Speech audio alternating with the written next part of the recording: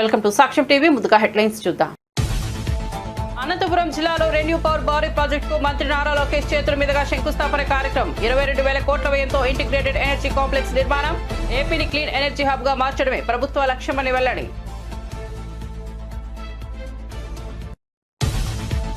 ఫైళ్ల clearance కి మంత్రులు డబ్బులు తీసుకుంటారని కొండా సురేఖ వ్యాఖ్య. వరంగల్లో ప్రభుత్వ బాలికల జూనియర్ కాలేజీ శంకుస్థాపనలో ఈ వ్యాఖ్యలు. 4.5 కోట్లతో కాలేజీ బోర్డు నిర్మాణానికి కంపెనీ ముందుకు వచ్చిందని సురేష. గత బీఆర్ఎస్ మంత్రుల గురించేనని సురేఖ వివరణ. తన వ్యాఖ్యలను వక్రీకరించారని ఆరోపణ. ఆపరేషన్ సింధు ట్రైలర్ అయిన రాజ్నాథ్ సింగ్ సమయం వచ్చినప్పుడు పూర్తి సినిమా చూపిస్తామని వ్యాఖ్య. ఉగ్రవాదాన్ని పెంచి పోషిస్తే పాక్ తగిన బుద్ధి చెబుతామని హెచ్చరిక. బ్రహ్మోస్ క్షిపణి దెబ్బకు పాక్ దిగొచ్చిందన్న రక్షణ మంత్రి. 23 నిమిషాల్లోని పాక్ లో ఉగ్ర ముక్కలకు దెబ్బతీస్తామని వెల్లడి. వల్లభనేని వంశీపై మరో కేసు నమోదు. గన్నవరంలో అక్రమ మైనింగ్ కు పాల్పడ్డారని మైనింగ్ ఏడీ ఫిర్యాదు. గన్నవరం పోలీస్ స్టేషన్ లో వంశీపై కేసు నమోదు. 100 కోట్లపైన అక్రమాలకు పాల్పడ్డారని వంశీపై మైనింగ్ ఏడీ ఫిర్యాదు.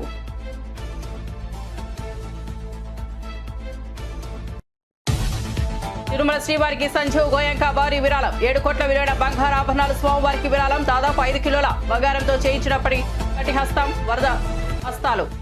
ఐపీఎల్లో లక్నో జట్టు యజమాని సంజీవ్ గోయంక.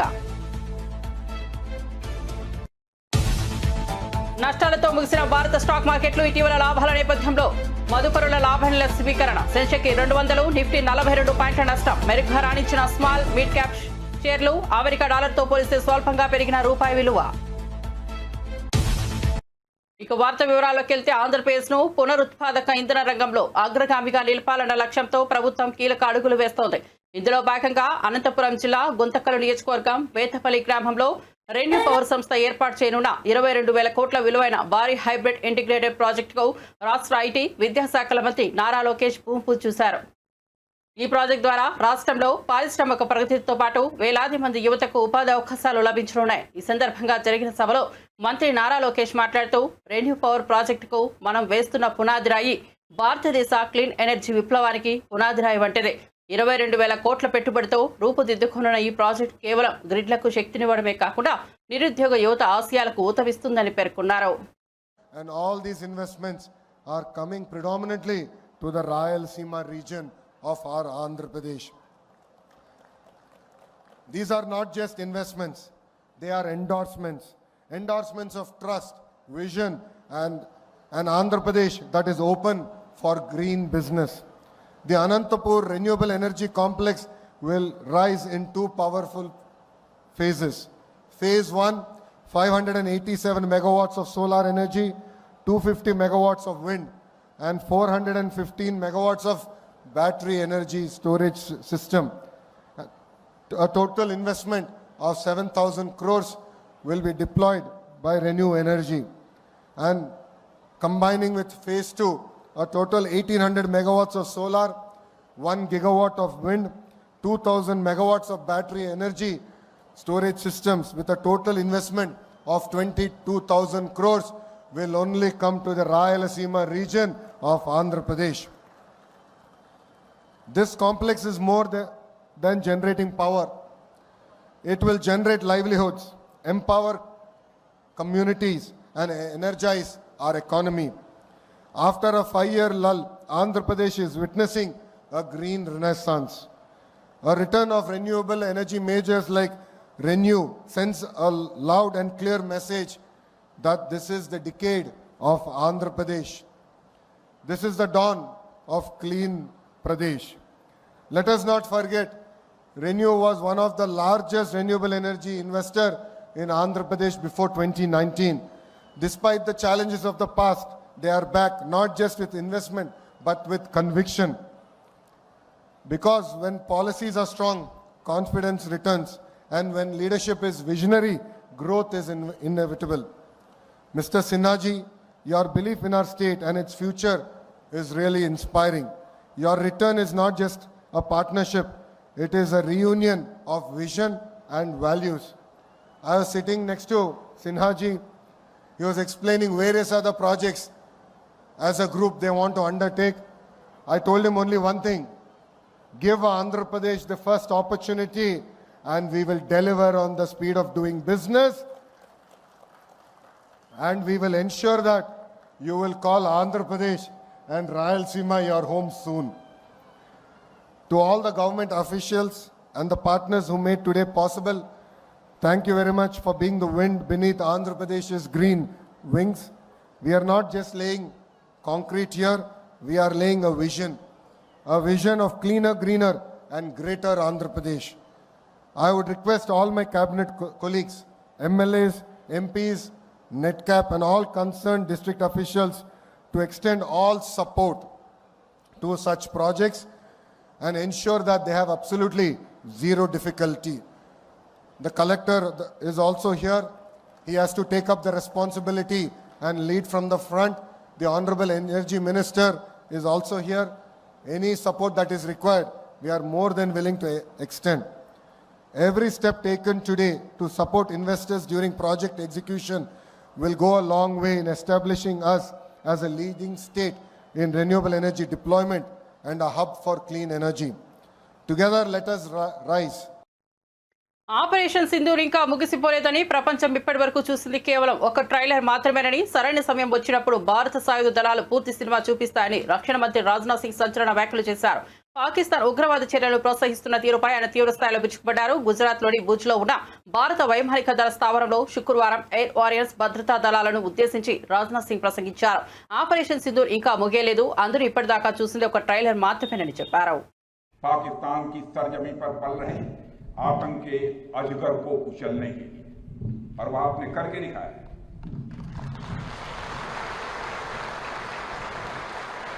और मैं ये कहूं तो यह कहना गलत नहीं होगा, जितनी देर में लोग नाश्ता पानी निपटाते हैं उतनी देर में आपने दुश्मनों को निपटा दिया।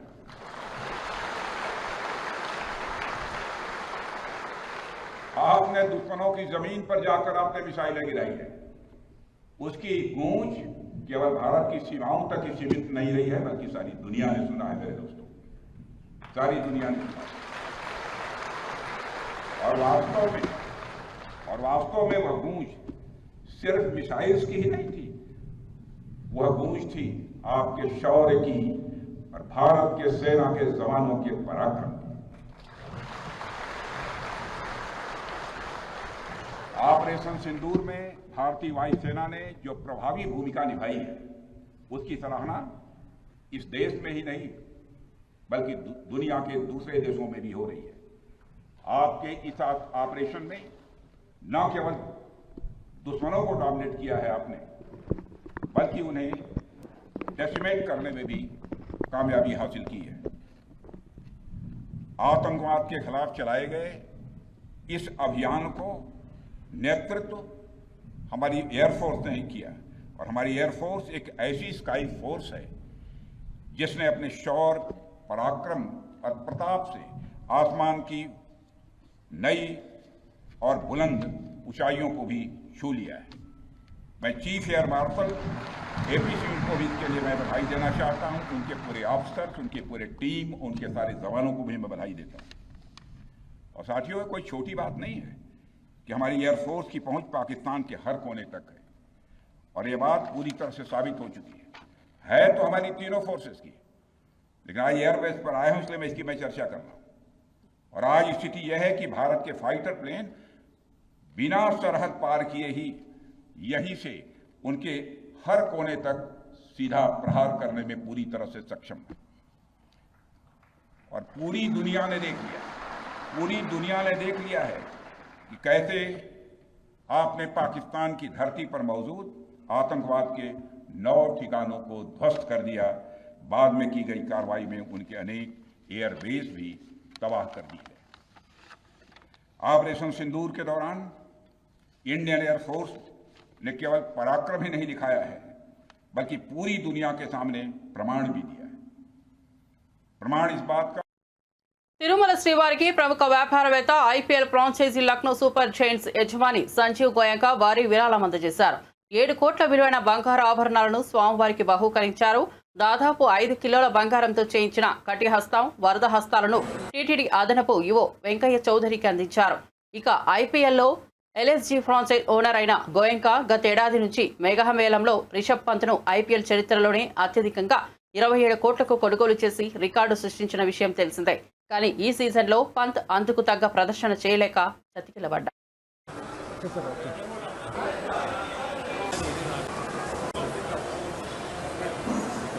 ध्वरायोषसो नमन्ता अधिक्रामे वसुजये पदायं वसुभिधं भगन्नः आवहन्तु गोमतीर्न उषासः लीलवती सदमुच्छन्तु भद्राः मृदङ्गुहाना विश्वतः प्रवीणाः यूयं पादस्वस्तिभिस्तदानः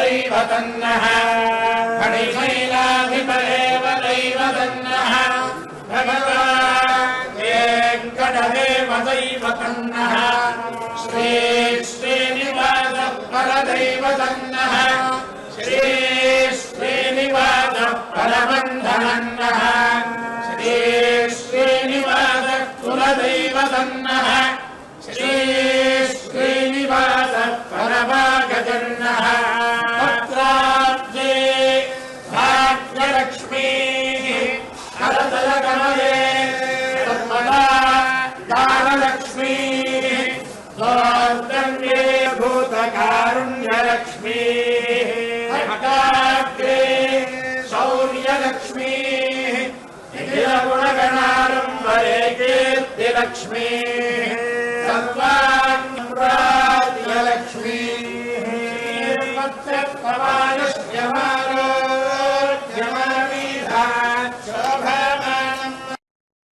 తెలంగాణ రాష్ట్ర అటవీ పర్యావరణ దేవాదాయ శాఖ మంత్రి కొండా సురేఖ చేసిన వ్యాఖ్యలు రాజకీయంగా తీవ్ర దుమారం రేపాయి. ఫైళ్ల క్లియరెన్స్ కోసం మంత్రులు డబ్బులు తీసుకుంటున్నారంటూ ఆమె చేసిన వ్యాఖ్యలు వివాదాస్పదమయ్యాయి. గురువారం వరంగల్లో ప్రభుత్వ బాలికల జూనియర్ కళాశాల భవన నిర్మాణానికి మంత్రి కొండా సురేఖ శంకుస్థాపన చేశారు. ఈ సందర్భంగా మాట్లాడుతూ, నేను అటవీ శాఖ మంత్రిగా ఉన్నందున కొన్ని కంపెనీలు ఫైళ్ల క్లియరెన్స్ కోసం నా వద్దకు వస్తుంటాయి. సాధారణంగా మంత్రులు ఇలాంటి ఫైళ్లను క్లియర్ చేయడానికి డబ్బులు తీసుకుంటారు. కానీ నేను మాత్రం ఒక్క నయా పైసా కూడా ఇవ్వొద్దని, దానికి బదులుగా పాఠశాల నిర్మాణం వంటి సామాజిక సేవ చేయాలని వారికి చెబుతానని వ్యాఖ్యానించారు.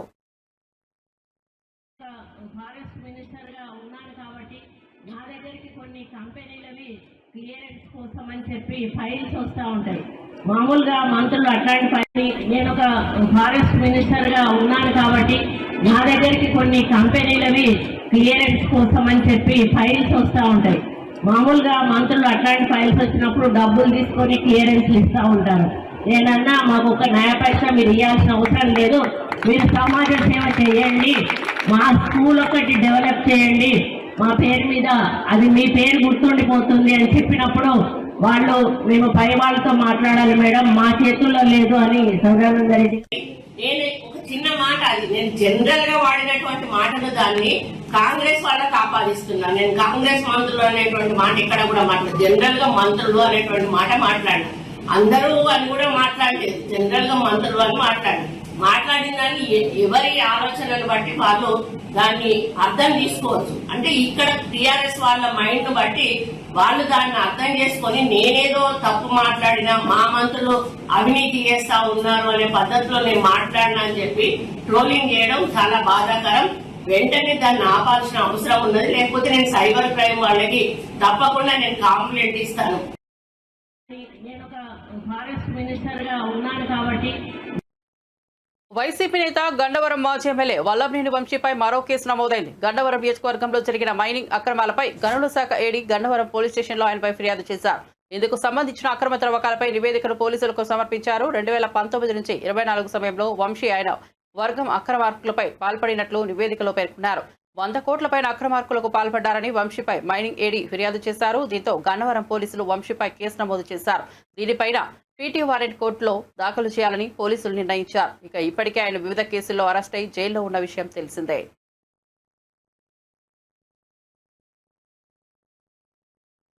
దేశీయ స్టాక్ మార్కెట్లు శుక్రవారం నష్టాలతో ముగిశాయి. ఇటీవలి కాలంలో నమోదైన లాభాల నేపథ్యంలో మదుపరులు లాభాల స్వీకరణకు మొగ్గు చూపడంతో వారాంతపు చివరి ట్రేడింగ్ సెషన్లో కీలక సూచీలైన సెన్సెక్స్, నిఫ్టీ రెండు నష్టాలను చవిచూశాయి.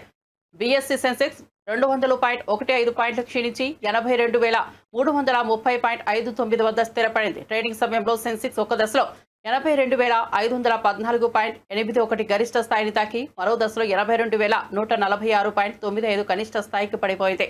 అదేవిధంగా నేషనల్ స్టాక్ ఎక్స్చేంజ్ సూచి నిఫ్టీ కూడా 42.30 పాయింట్లు నష్టపోయి 25,019.80 వద్ద ముగిసింది. గురువారం నాటి భారీ ర్యాలీ అనంతరం నిఫ్టీ కన్సాలిడేషన్ బాట పట్టినట్లు తెలిసింది. ఇస్రో చైర్మన్ వి నారాయణ్ తిరుమల శ్రీవారిని దర్శించుకున్నారు. ఉదయం ప్రత్యేక దర్శన టికెట్ల ద్వారా స్వామివారిని దర్శించుకున్న ఆయన శ్రీవారి దర్శనంతో ఆనందంగా ఉన్నారని పేర్కొన్నారు. దర్శనం అనంతరం టెంపుల్ అధికారుల నుంచి తీర్థ ప్రసాదాలు స్వీకరించారు. ఆలయ అర్చకులు వేద ఆశీర్వచనాలతో సత్కరించారు. ఇటీవల ఇస్రో చేపట్టిన విజయవంతమైన మిషన్లకు ఇది దైవ ఆశీర్వాదమేనని ఆయన అభిప్రాయపడ్డారు. భవిష్యత్తులో మరిన్ని అంతరిక్ష విజయాలు సాధించేందుకు శ్రీవారి ఆశీస్సులు కావాలన్నారు.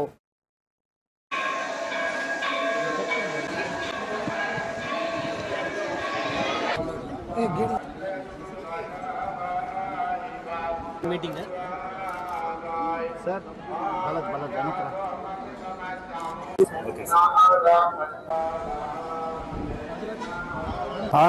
on 18th early morning 5:59 we have scheduled the 101st launch of India.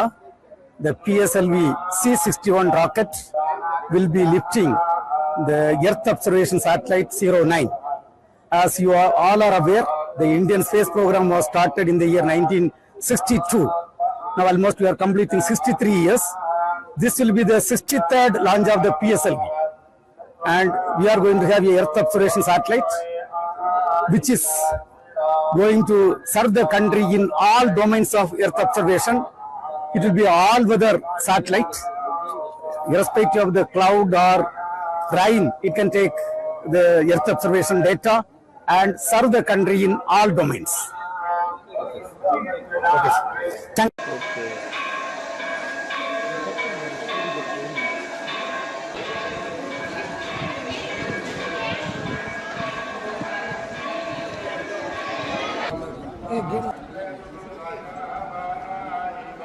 Meeting है వైఎస్ జగన్ ముఖ్యమంత్రిగా ఉన్న సమయంలో విద్యారంగంలో అమలు చేసిన సంస్కరణలను చంద్రబాబు ప్రభుత్వం ధ్వంసం చేస్తోందని ఎమ్మెల్సీ కల్పలతారెడ్డి ఆరోపించారు. టీచర్లకు ప్రమోషన్లు కల్పించిన పద్ధతిని రద్దు చేస్తూ కొత్తగా 9 రకాల స్కూళ్ల వ్యవస్థను ప్రవేశపెట్టడం గందరగోళానికి దారితీస్తోందని అన్నారు. ఈ నిర్ణయం వల్ల దాదాపు 10,000 మంది ఉపాధ్యాయులకు డిమోషన్లు రావచ్చని చెప్పారు. ఒకవైపు ఉపాధ్యాయులను సర్ప్లస్ గా ప్రకటిస్తూ మరోవైపు డిఎస్సీ మోసం చేయడాన్ని తీవ్రంగా విమర్శించారు. విద్యార్థులకు నాణ్యమైన విద్య అందించాలంటే సబ్జెక్ట్ టీచర్ల సేవలు అవసరమని అన్నారు. విద్యా వ్యవస్థను నాశనం చేయవద్దని ఆమె హెచ్చరించారు. మరియు విద్యా భవన్లు ముట్టడించడం, ధర్నాలు చేయడం జరుగుతుంది. ఇక్కడ ఉపాధ్యాయులు వారికి రావాల్సిన డిఏలు అడగట్లేదు, వారికి రావాల్సిన పిఆర్సి కమిటీలు అడగట్లేదు, వారికి రావాల్సిన ఐఆర్ అడగట్లేదు. కేవలం విద్యారంగాన్ని బతికించండి అని మాత్రమే వాళ్ళు కోరుతున్నారు. అదేవిధంగా ఈరోజు ఎందుకంటే ప్రైమరీ స్కూల్స్ ను స్ట్రెంథైన్ చేయాలని ఒక ఉద్దేశంతోనే ఉపాధ్యాయులు పోరాటం చేయడం జరుగుతోంది. అలాగే ప్రభుత్వ పాఠశాలను బతికించాలని ఒక ఆలోచనతోనే ఉపాధ్యాయులందరూ కూడా ఈరోజు ధర్నా బాటపడి నిన్న మొన్న ధర్నాలు చేయడం జరిగింది. ఈ ప్రభుత్వం వచ్చి రాగానే ఎందుకు అంత అగ్రెసివ్ గా 117 జీవోను రద్దు చేయాలి, అలాగే టీచర్స్ ట్రాన్స్ఫర్స్ చట్టం తేవాలి అని ఇంత హడావిడి ఎందుకు చేస్తుందో, ఇంత కన్ఫ్యూజన్ ఎందుకు చేస్తుందో అర్థం కాని పరిస్థితి ఈరోజు టీచర్స్ లో ఏర్పడింది. అలాగే విద్యార్థి తల్లిదండ్రులలో కూడా ఏర్పడిన విషయం మనందరం కూడా గమనిస్తాం. మార్పులు చేయండి, క్రమంగా మార్పులు చేయాలి. ఈరోజు 117 జీవోను రద్దు చేస్తామని చెప్పి 117 జీవోకు బదులుగా 19, 20, 21 జీవోలు తీసుకురావడం జరిగింది. నిజంగా మేము వాళ్ళు గతంలో ఏం చెప్పారు, ప్రైమరీ స్కూల్స్ బతికిస్తాము, ప్రైమరీ స్కూల్ స్ట్రెంథైన్ చేయడానికి మేము 117 జీవోను రద్దు చేస్తామని చెప్పి ఈరోజు 19, 20, 21 జీవోను తీసుకురావడం జరిగింది. మీరు గమనిస్తే 19, 20, 21 జీవోలో ప్రైమరీ స్కూల్స్ ఉంటున్నాయా, ప్రైమరీ స్కూల్స్ ఉండే పరిస్థితి ఉందా? ఈ రోజు 19, 20, 21 జీవోలు తీసుకొచ్చి 9 రకాల స్కూల్స్ ను ఈ రోజు తీసుకురావడం జరిగింది. అదే గత ప్రభుత్వంలో 6 స్కూల్స్ ఉంటేనే మేము 4 స్కూల్స్ తెస్తామని చెప్పడం జరిగి ఈ రోజు అదనంగా 6కు 3 స్కూళ్లు యాడ్ చేసి 9 స్కూల్స్ తీసుకొచ్చారు. 9 స్కూల్స్ కూడా ఈ రోజు కరెక్ట్ గా ఒక నామ్స్ ప్రకారం వాటిని ఫామ్ చేయలేదు. ఎందుకు ఈ విషయం నేను చెప్తున్నానంటే ఇక్కడ పీపుల్ టీచర్ రేషియో కూడా గమనిస్తే ఒక్కొక్క స్కూల్ కు ఒక రకమైన పీపుల్ రేషియో తీసుకున్నారు.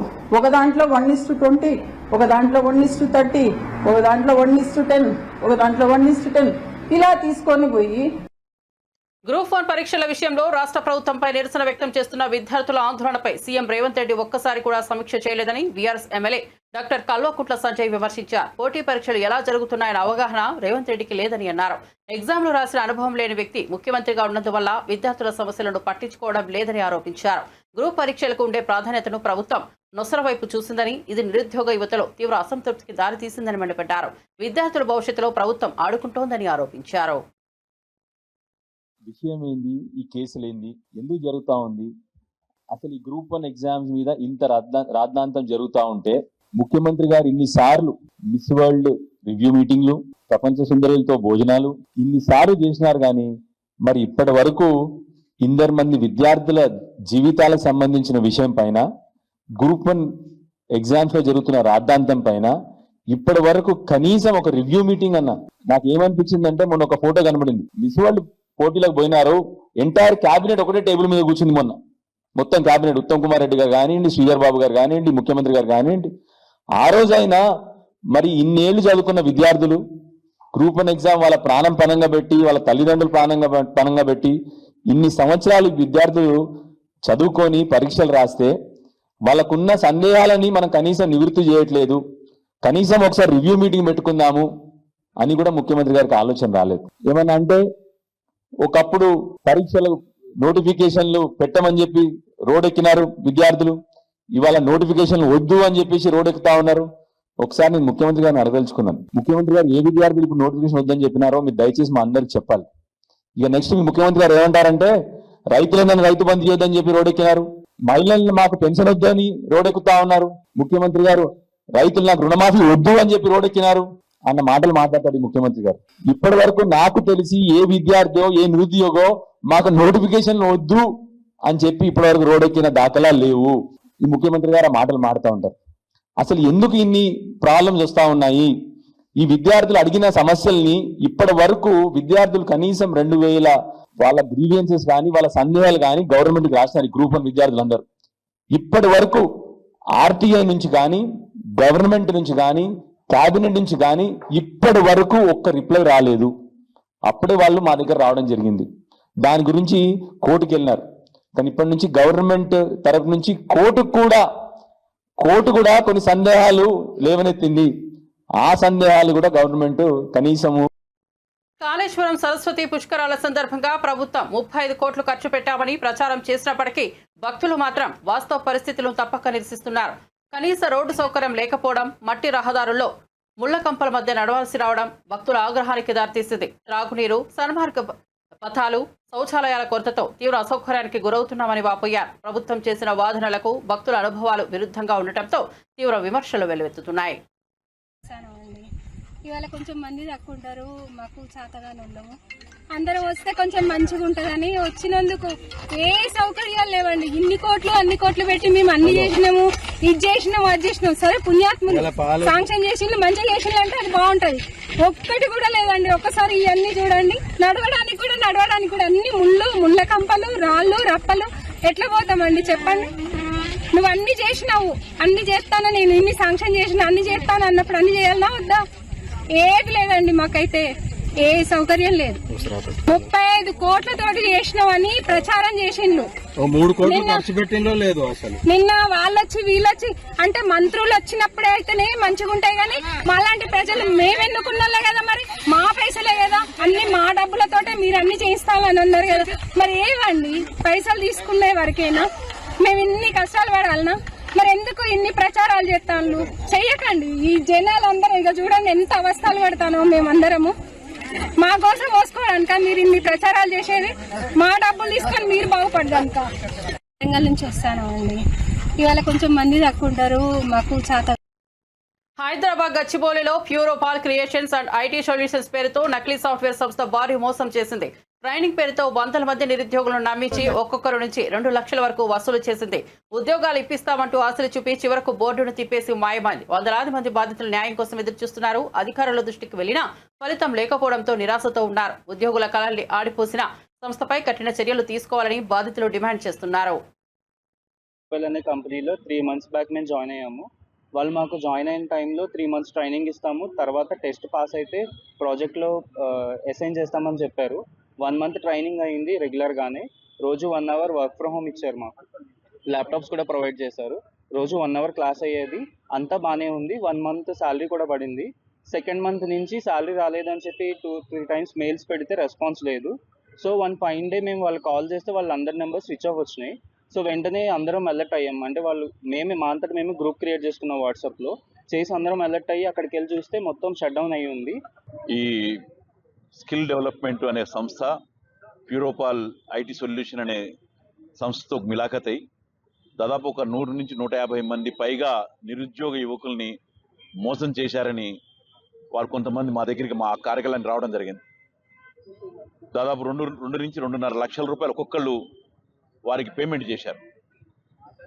తర్వాత 2 నెలలుగా 3 నెలలుగా ఏదో కొద్దిగా జీతాలు ఇచ్చినట్టుగా ఇచ్చి తర్వాత కంపెనీని మూత పెట్టారని చెప్పి మా దగ్గరికి వచ్చి మాకు వినతి పత్రం ఇవ్వడం జరిగింది, సమస్యను టేకప్ చేయమని. వీరి సమస్యను పరిశీలించినప్పుడు నిజంగా ఆశ్చర్యకరమైన విషయాలు బయటపడ్డాయి. ఎందుకంటే నిరుద్యోగ యువకులు తన ఉద్యోగ వేటలో ఈ స్కిల్ డెవలప్మెంట్ కంపెనీలో స్కిల్ హబ్లో వీటిని నమ్ముకుంటారు, లేకపోతే ఉద్యోగాలు ఇస్తామని చెప్పేవాడు. వాళ్ళు ఉద్యోగాలు అమ్ముతున్న పేరు మీద కొన్ని లక్షలు కట్టించుకుంటారు. కానీ ఇక్కడ డబ్బులు లేదంటూనే ముందు 10,000, 20,000, 50,000 లాగా మరి మోసం చేసి 2 లక్షల పై తీసుకున్నారు. దీని మీద మేము ఈరోజు పోలీస్ స్టేషన్ కంప్లైంట్ అనుకోవచ్చు.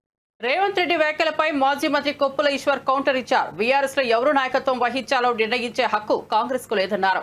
మహేష్ కుమార్ గౌడ్ ను పీసీసీ చీఫ్ గా నియమించినప్పుడు మమ్మల్ని అడిగారా అని ప్రశ్నించారు. రాహుల్, ప్రియాంకలు కాక ఖర్గేను ప్రధాని అభ్యర్థిగా ప్రకటించామన్నారు. కేసీఆర్ది దృష్టితో పాలన, రేవంత్ది మాటల గోల అని విమర్శించారు. దళితులను సీఎం చేయాలన్న ప్రేమ నిజమైతే దామోదర రాజనరసింహను లేదా ఖర్గేను సీఎం చేయాలన్నారు. బీఆర్ఎస్ లో ఎవరు నాయకత్వం చేపట్టాలో చెప్పే అర్హత రేవంత్ కు లేదని ఘాటుగా స్పందించారు. CM Revanth Reddy BRS party పైన, తర్వాత హరీష్ రావు గారి ప్రెస్ మీట్ పైన తీవ్రమైన వ్యాఖ్యలు చేయడం జరిగింది. ముందుగా హరీష్ రావు గారిపై చేసినటువంటి వ్యాఖ్యలను తీవ్రంగా ఖండిస్తూ, బీఆర్ఎస్ పార్టీ ఒక ఉద్యమ పార్టీ, తెలంగాణ రాష్ట్రాన్ని సాధించినటువంటి పార్టీ. రాష్ట్రాన్ని సాధించడమే కాకుండా ఈ రాష్ట్రాన్ని అన్ని రంగాల్లో అన్ని వర్గాలను అభివృద్ధి చేయాలనే ఉద్దేశంతో 10 సంవత్సరాల పాటు అనేకమైనటువంటి కార్యక్రమాలు నిర్వహించి ప్రధానంగా రాష్ట్రాన్ని ఆర్థికంగా, వ్యవసాయకంగా, విద్యాపరంగా, వైద్యపరంగా అన్ని రంగాలలో అభివృద్ధి చేసినటువంటి పార్టీ నాయకులు కేసీఆర్ గారు. రాజకీయ పార్టీల నాయకత్వానికి సంబంధించి నిన్న రేవంత్ రెడ్డి గారు ప్రస్తావించిన విషయాలను చూసినట్టయితే అది పార్టీల అంతర్గత విషయం. ఏ పార్టీకి ఎవరు అధ్యక్షులు ఉండాలి, ఆ పార్టీ విధాన నిర్ణయాలు ఏ విధంగా తీసుకోవాలనేది అంతర్గతమైనటువంటి విషయం. అట్లంటే మరి మేము వాళ్ళ పిసిసి అధ్యక్షుడు మహేష్ గౌడ్ను నియమించినప్పుడు ఆ రోజు దళితులను ఎందుకు నియమించలేదని ఎవరైనా అడిగినరా? నియమించాలనుకుంటే మీరు ఎందుకు నియమించలేదు? అంటే ప్రేమ అనేటువంటిది పెదవుల పైన కాదు. నిజంగా మీరు సామాజిక న్యాయం పాటించాలనుకుంటే మీ చర్యలలో, మీరు చేసేటువంటి కార్యక్రమాలలో చూపించాల్సినటువంటి అవసరం ఉందని ఈ సందర్భంగా నేను తెలియజేస్తా ఉన్నాను. అదేవిధంగా బీఆర్ఎస్ పార్టీ తెలంగాణ ప్రజల మనోభావాలకు అనుగుణంగా పార్టీ నిర్ణయాలు ఏ విధంగా తీసుకుంటే తెలంగాణ రాష్ట్రానికి గొప్పగా మేలు జరుగుతుందనేటువంటి ఆలోచన విధానంతో నిర్ణయాలు తీసుకోవడం జరుగుతుంది. అది మొదటి నుంచి కూడా అదే మరి సంస్కృతిని కొనసాగిస్తున్న సంగతి. బులెటిన్ ముగించే ముందు హెడ్లైన్స్ మరోసారి చూద్దాం. అనంతపురం జిల్లాలో రెన్యూ పవర్ భారీ ప్రాజెక్టుకు మంత్రి నారా లోకేష్ చేతుల మీదుగా శంకుస్థాపన కార్యక్రమం. 22,000 కోట్ల వ్యయంతో ఇంటిగ్రేటెడ్ ఎనర్జీ కాంప్లెక్స్ నిర్మాణం. ఏపీని క్లీన్ ఎనర్జీ హబ్ గా మార్చడమే ప్రభుత్వ లక్ష్యమని వెల్లడి.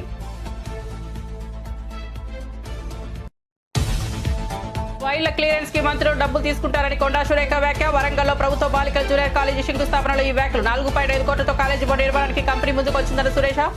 గత బీఆర్ఎస్ మంత్రుల గురించి రెడ్డి సురేఖ వివరణ. తన వ్యాఖ్యలను వక్రీకరించారని ఆరోపణ.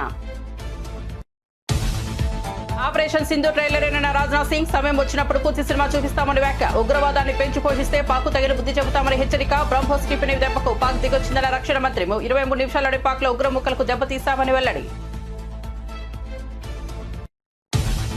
వల్లభనేని వంశీపై మరో కేసు నమోదు. గన్నవరంలో అక్రమ మైనింగ్ కు పాల్పడ్డారని మైనింగ్ ఏడీ ఫిర్యాదు. గన్నవరం పోలీస్ స్టేషన్ లో వంశీపై కేసు నమోదు. 100 కోట్లపైన అక్రమాలకు పాల్పడ్డారని వంశీపై మైనింగ్ ఏడీ ఫిర్యాదు.